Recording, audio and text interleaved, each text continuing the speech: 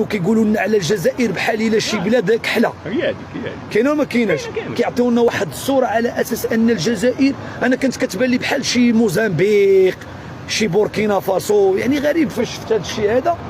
فالحمد لله شهاده من بنو جيد. افتخر كتبها انا جزائري وافتخر. كتبها.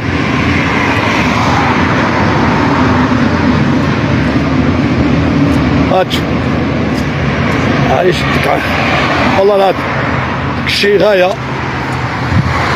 ومن بعد انا علاش وقفت هنا شفت شي حوايج هما اللي قلت للاخوان حبسوا.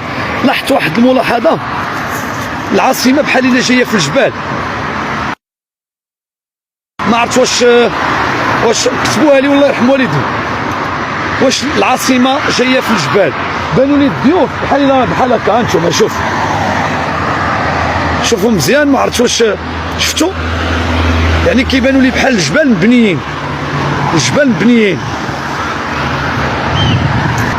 وكبس اجدك كبس.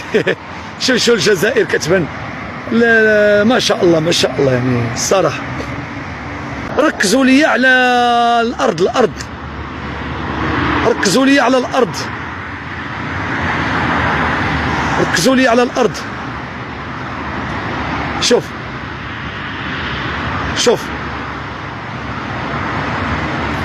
والله ركزوا لي على الارض الاخوان، جزاكم الله بخير. ركزوا لي على الارض، شوفوا مزيان. شوف